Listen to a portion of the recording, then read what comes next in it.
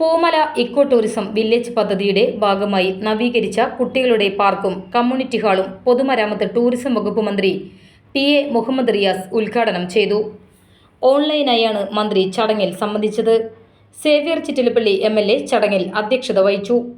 Poomala eco tourism village പദ്ധതിക്കായി സംസ്ഥാന സർക്കാർ വിനോദസഞ്ചാര വകുപ്പ് 3.85 കോടി രൂപയാണ് അനുവദിച്ചത്.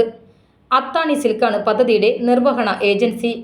പൂമല ഇക്കോ ടൂറിസം വില്ലേജിലെ പ്രധാന കമ്പോണന്റുകളായ കമ്മ്യൂണിറ്റി ഹാൾ, കുട്ടികളുടെ പാർക്ക് എന്നിവയാണ് പൂർത്തീകരിച്ച് തുറന്നുകൊടുത്തത്.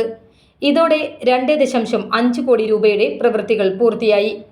കിച്ചൺ ഉൾപ്പെടെ ആധുനിക സംവിധാനങ്ങളോടെ പൂമല കമ്മ്യൂണിറ്റി ഹാൾ നവീകരിച്ചു. വ്യത്യസ്തമായ കളിയുപകരണങ്ങൾ സ്ഥാപിച്ച് ആകർഷകമായ കുട്ടികളുടെ പാർക്ക് പൂർത്തിയായി. മനോഹരമായ ചുമർ ചിത്രങ്ങൾ ഒരുക്കുകയും പാർക്കിംഗ് ഏരിയ രൂപപ്പെടുത്തുകയും ചെയ്തു.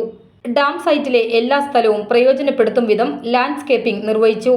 ബാക്കിയുള്ള ഹട്ടുകൾ, കിയോസ്കുകൾ, ബോട്ട് ജെട്ടി എന്നിവയുടെ നിർമ്മാണവും മറ്റ് അനുബന്ധ പ്രവൃത്തികളും കിള്ളന്നൂർ വില്ലേജിലെ ഡിജിറ്റൽ സർവേ ഉദ്യോഗസ്ഥരുടെയും ഇറിഗേഷൻ വകുപ്പ് ഉദ്യോഗസ്ഥരുടെയും സംയുക്ത സ്ഥലപരിശോധനയ്ക്ക് ശേഷം പൂർത്തീകരിക്കാനാകും. Xavier Chittilappilly MLA. ശിലാഫലകം അനാച്ഛാദനം ചെയ്തു.